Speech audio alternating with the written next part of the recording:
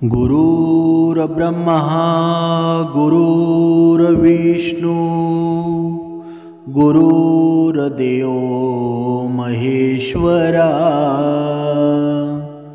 सद्गुरु साक्षात परब्रह्म तस्मै श्री सद्गुरुवे नमः। जय जय रघुवीर समर्थ श्रीराम समर्थ। सद्गुरु चरणांना नतमस्तक होऊन आपण या निरूपणास सुरुवात करूया। मायबाप सज्जनांचं स्वागत आहे। आज आपण या निरूपणामध्ये पाहणार आहोत रावणाच्या जन्माच्या वेळी असं काय घडलं होतं, ज्यामुळं एक ब्राह्मणपुत्र असून सुद्धा त्याच्यात राक्षसी गुण कसे आले बरं। नक्की त्याच्या जन्माच्या वेळी अशी कोणती घटना घडली होती का की ज्यामुळं हा रावण ब्राह्मणपुत्र असून सुद्धा त्याच्यामध्ये राक्षसी गुण, अहंकार, लोभ हे सर्व गुण येऊन गेले। आणि याचाच आपल्या मानवी जन्माशी सुद्धा संबंध आहे।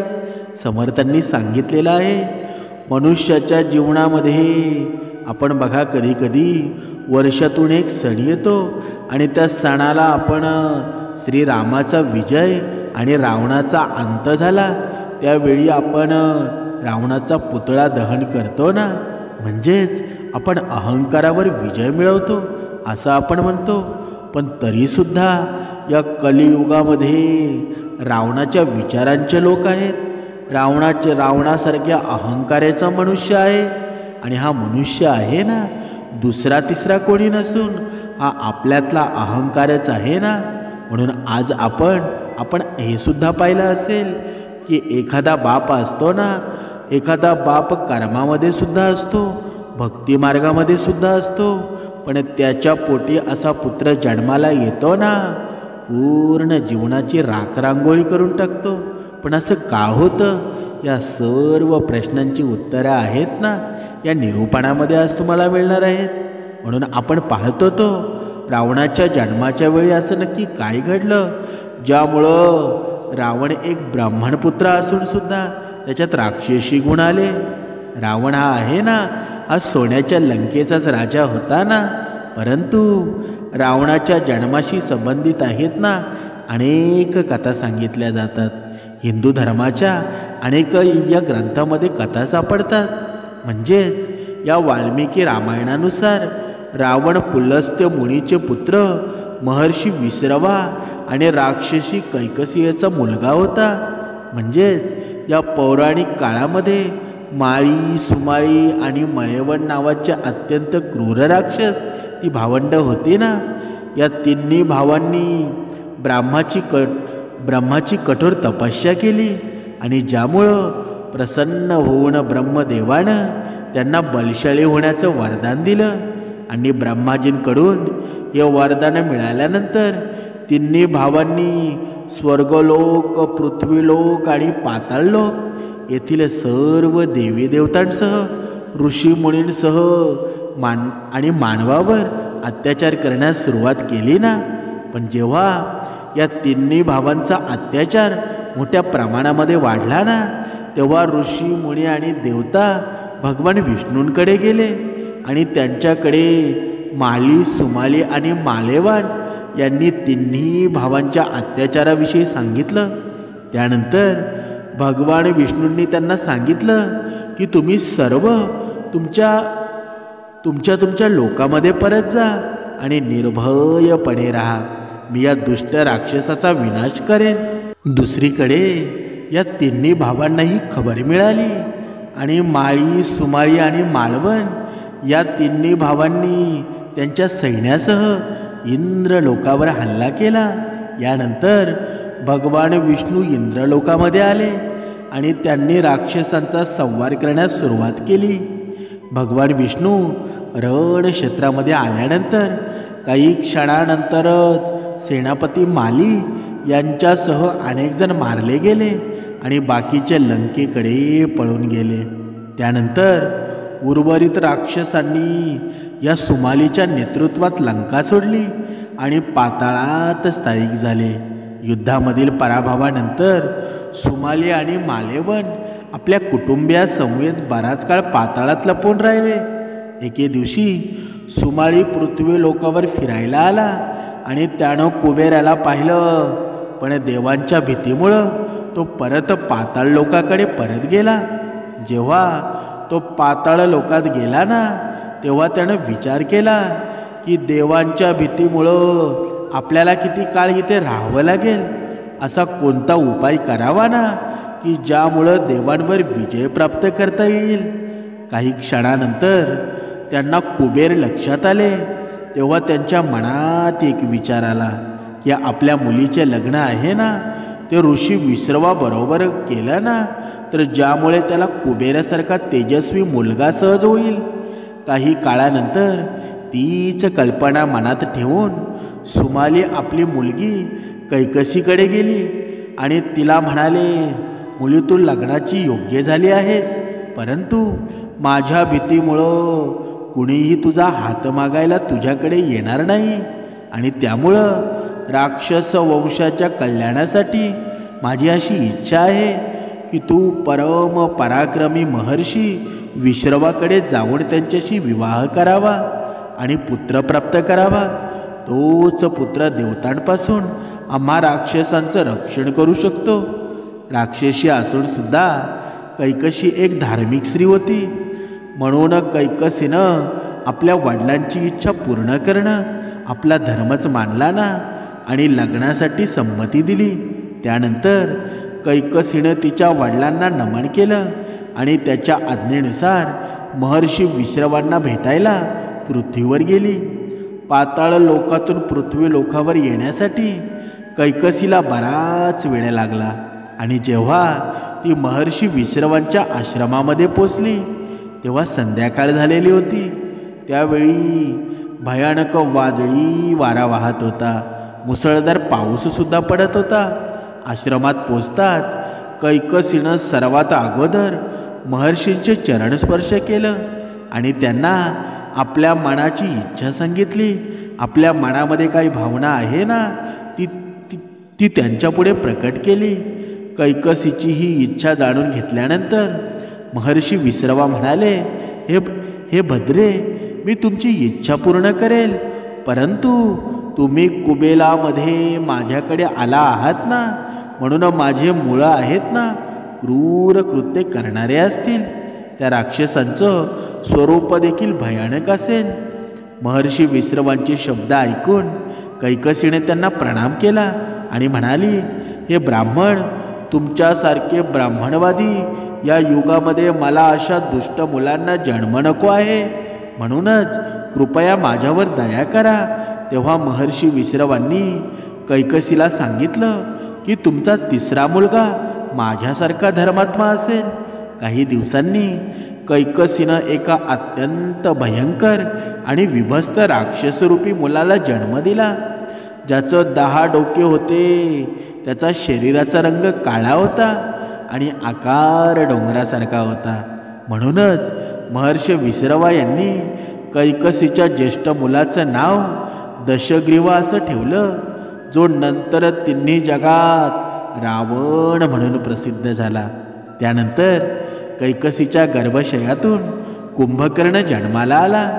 त्याच्यासारखा दुसरा कोणीही प्राणी नव्हता.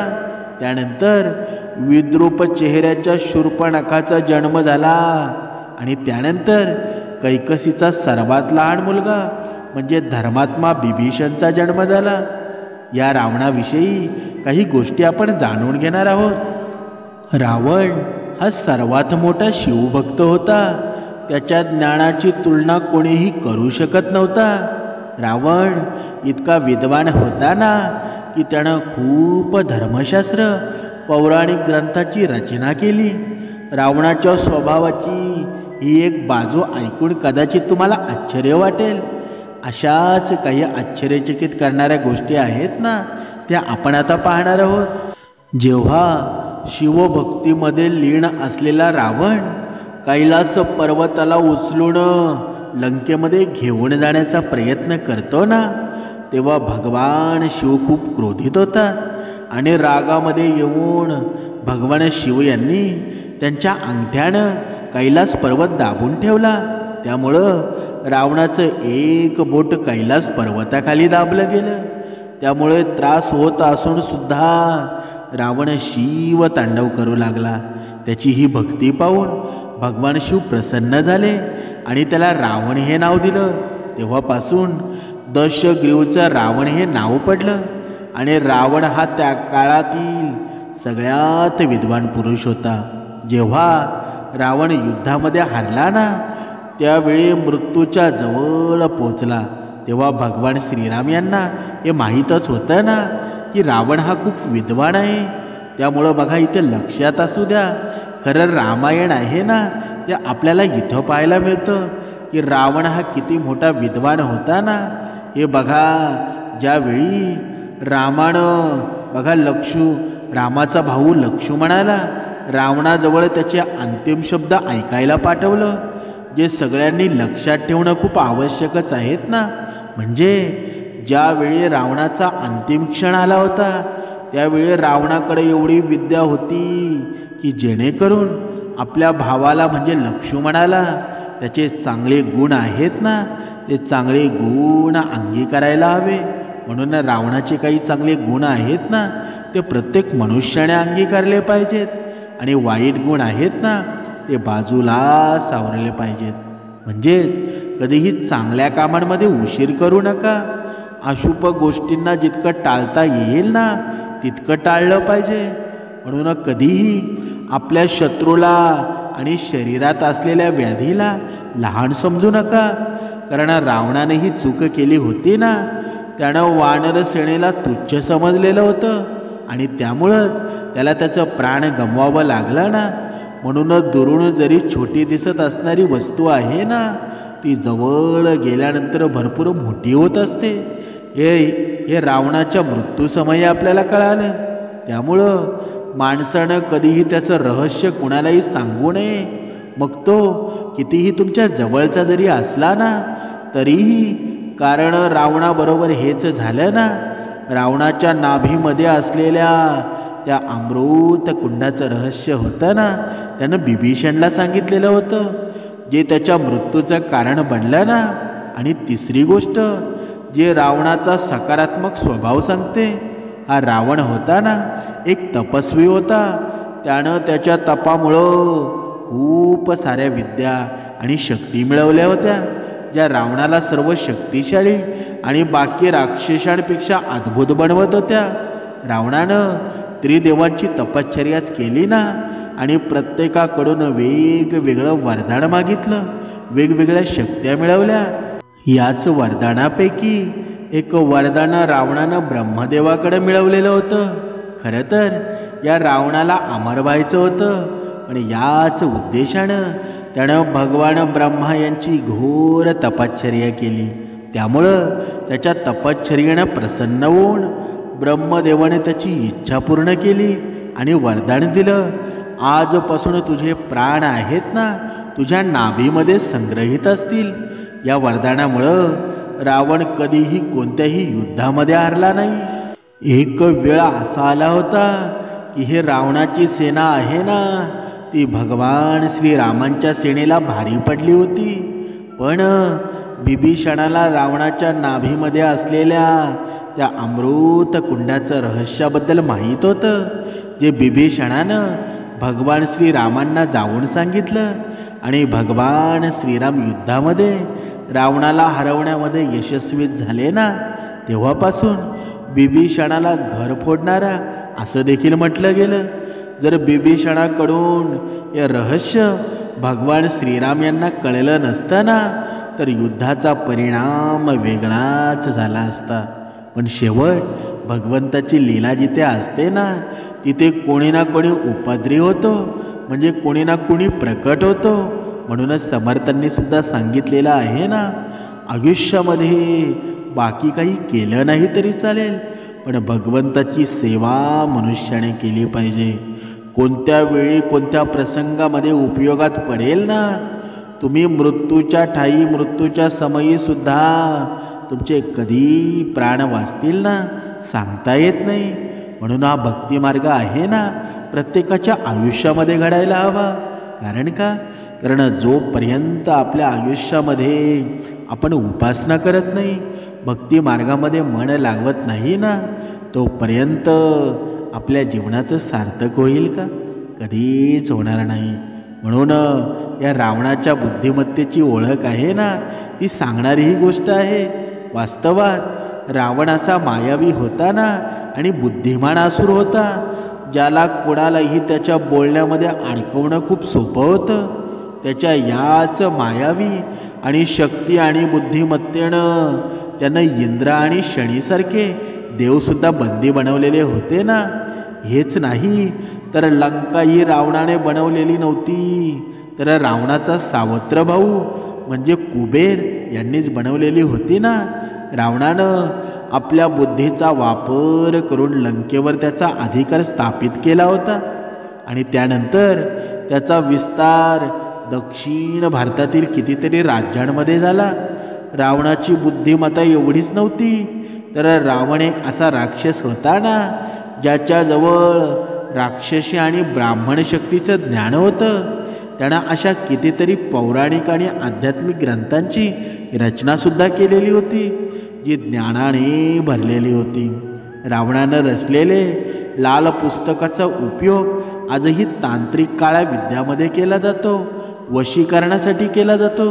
म्हणजेच काही ब्राह्मण पुस्तकांचा उपयोग आहे ना, या कुंडळी सांगण्यासाठी सुद्धा करतात, ज्यामुळं असं समजतं की रावणाचे ज्ञान आहे ना, देव आणि असुरांच्या मिलापानं हे बनवलेले एक अद्भुत ज्ञान होतं, ज्याची तुलना करणं कोणत्याही देव आणि असुरासाठी अशक्य होतं.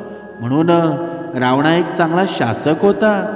त्यानं त्याच्या प्रजेला सगळ्या सुख सुविधांसह परिपूर्णच केलं होतं ना.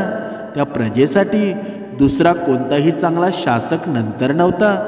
त्यानं प्रजेसाठी केलेली कामं आहेत ना आणि प्रयत्न चांगले होते की आजही जेव्हा श्रीलंकेमध्ये या रावणाची पूजा केली जाते ना, श्रीलंका तसेच भारतामधील सुद्धा मध्य प्रदेश, उत्तर प्रदेश, राजस्थान आणि हिमाचल प्रदेश यासारखे आणखीन काही राज्यामध्ये दसऱ्याच्या वेळी रावणाला जाळलं जात नाही, तर त्याची पूजा केली जाते. यामुळं आपल्याला रावण एक चांगला शासक असल्याचा पुरावा मिळतो. रावण होता ना, तो रुद्र वीणा वाजवण्यामध्ये तरबेज होता. त्याचा उपयोग करून त्याने ब्रह्मा आणि महादेवांना खूप वेळा प्रसन्न करून घेतलेलं होतं. असं अशक्य वरदान आणि शक्ती त्याने मिळवली होती ना, त्यामुळं रावण एक असाधारण राक्षस बनला. आणि रावण आपल्या कुटुंबाविषयी खूप भावनिक होता. तो त्याचे बहीण भाऊ आणि कुटुंबापुढं कोणताही धर्म अधर्म, सत्य असत्य या गोष्टींचा विचार कधीच करत नसे. त्यासाठी तो कोणत्याही थराला जात असे. याचं कुटुंब होतं ना, ते प्रेमामुळं रावणाला त्याचं प्राण गमवावं लागलं. कारण का? कारण रावण लक्ष्मणाकडून झालेला तो शूर्पणखेचा अपमान सहन करू शकला नाही. जेव्हा त्याची बहीण शूर्पणखा त्याच्या समोर कापलेले नाक घेऊन आली ना, त्यावेळी क्रोधित झालेला रावण स्वतःला थांबवू शकला नाही आणि त्याच्या बहिणीचा बदला घेण्यासाठी लक्ष्मणाला शोधण्यासाठी वनामध्ये गेला. आणि रागाच्या भरामध्ये त्याच्या डोक्यात हाच विचार आला की बदला घेण्यासाठी हाच योग्य मार्ग आहे. आणि तो सीता हरण यासारखं पाप करून बसला, जे पुढं जाऊन त्याच्या मृत्यूचंच कारण बनलं ना. म्हणून भलेही रावणाला महिलांचा अपमान करणारा म्हटलं जातं, पण त्यानं कधीही सीता मातेच्या इच्छाविरुद्ध माता सीतेला हात लावण्याचा प्रयत्नसुद्धा केला नाही. आणि हेच नाही तर रावण त्याच्या पत्नीला वाचवण्यासाठी त्या यज्ञातून उठला, ज्यामुळं त्याचं भगवान श्रीरामांबरोबर होणाऱ्या युद्धात जिंकणं नक्की होतं. पण या गोष्टीचा विचार न करता रावणाने त्याच्या पत्नीचा विचार केला आणि तिचं रक्षणच केलं ना. आणि रावणाच्या मृत्यूनंतर त्याच्या शरीराचं काय झालं हे कुणालाच माहीत नाही. पण त्यामागे सुद्धा एक विचित्र अशी कथा सांगितली जाते. असं सुद्धा म्हटलं जातं, जेव्हा रावणाचा मृत्यू झाला होता तेव्हा त्याचं शरीर नाग जातीचे लोक पुनर्जीवित करण्याच्या उद्देशाने घेऊन गेले होते. त्याचं असं म्हणणं होतं की जेव्हा लक्ष्मण संजीवनी बुटीने पुनर्जीवी झाला ना, तर रावणाबरोबर असं का होऊ शकत नाही बरं. पण त्यांच्या खूप प्रयत्नानंतर सुद्धा रावणाला परत जिवंत करू शकले नाही. बघा, त्यांच्या प्रयत्नामध्ये असफळ निर्माण झालं आणि असफळता निर्माण झाल्यानंतर नाग जातीच्या लोकांनी रावणाचं शरीर 158 किलोमीटर दूर एका तंबूत ठेवलं आणि याविषयी खरे खोटेपणा पडताळून पाहण्यासाठी वेगवेगळे रिसर्चसुद्धा करण्यात आलं.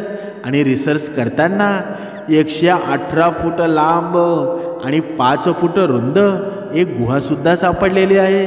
त्याच्याबद्दल कितीतरी रहस्य आणि काल्पनिक गोष्टी आहेत ना, त्या आपल्याला वेगवेगळ्या ऐकायला मिळतात. पण असं सुद्धा मानलं जातं की जिथे जाणारे लोक आहेत ना, ते अचानक भ्रमित होतात किंवा परत येतच नाही. त्याचबरोबर असं सुद्धा मानलं जातं की रावणाजवळ 4 दिव्य पुष्पक विमान होतं, जे अजिबातच साधारण नव्हते. रावणाचं हे विमान वायूच्या गतीने चालणारं विशाळ अद्भुत शक्ती होती, ज्याला रावण त्यांच्या इच्छेनुसार छोटं आणि मोठं करू शकत होते किंवा कोणत्याही दिशेला येऊ शकत होते. हे पुष्पक विमान आहे ना, खरं तर रावणाचा सावत्र भाऊ कुबेर ब्रह्मदेवाकडून वरदानामध्ये मिळवलेलं होतं, ज्याला रावणानं त्याच्या बळाचा उपयोग करून कुबेराकडून युद्धामध्ये मिळवलेलं होतं. आणि श्रीलंकन पुरातत्व विभागानुसार हे रावणाचं पुष्पक विमानासाठी 4 हवाई अड्डेसुद्धा होते, ज्याची नावं उसणघोडा, गुरुळो पाथा, तोत पोलाकंदा, वारिया पोला. म्हणजे या रावणामध्ये ज्या पद्धतीनं अनेक वाईट गोष्टी होत्या ना, त्याच पद्धतीनं चांगल्यासुद्धा गोष्टी होत्या. म्हणून समर्थांनी सांगितलेलं आहे, या रावणाकडून आपण काय शिकावं बरं. रावणाचं चारित्र्य मनुष्याला हेच शिकवतं, मनुष्याने भक्तिमार्ग केला पाहिजे. म्हणजेच काय, म्हणजे रावणाने भक्तिमार्ग केला. प्रत्येक भगवंताला त्याने तपश्चर्या करून प्रसन्न करून घेतलं, पण कर्म कसे करावे ना, त्याला कधीच कळाले नाही. कारण का, कारण तो सत्याला असत्य मानत होता, लोभामध्ये अडकला, अहंकारामध्ये अडकला. मग त्या भक्तिमार्गाचा काही उपयोग होईल का. म्हणूनच समर्थांनी आपल्याला हेच सांगितलं आहे ना, की तुम्ही भक्तिमार्ग करून सुद्धा तुमच्या जीवनामध्ये जर तुमचे कर्म चांगले होत नसतील, नियमांमध्ये तुम्ही राहत नसाल ना, तर तुमचा भक्तिमार्ग हा शून्यच आहे. कितीही वर्ष तुम्ही भक्तिमार्ग करा, पण तुमच्यामध्ये काहीच फरक पडणार नाही. म्हणून श्रीरामाकडून शिकावं मनुष्याने कर्म कसे करावे, आणि रावणाकडून शिकावं मनुष्यानं भक्ती कशी करावी. हनुमंतांकडून शिकावं मनुष्यानं बघा भक्ती कशी करावी. म्हणून हा रामायण ग्रंथ आहे ना, तो मनुष्याला हेच सांगत असतो. तुमच्याकडे कितीही श्रेष्ठत्व निर्माण झालेलं असेल, तुमचं कितीही प्रभुत्व भाषेवर जरी असेल ना, ग्रंथांवर असेल, पण तुमचे शेवटी कर्म आहेत ना, तेच श्रेष्ठ ठरत असतात. म्हणून दुसऱ्याच्या जीवनामध्ये आनंद निर्माण करा, समाधान निर्माण करा. तुमच्या जीवनामध्ये चांगलंच होईल, तुमचं कल्याण झाल्याशिवाय राहणार नाही. जय जय रघुवीर समर्थ.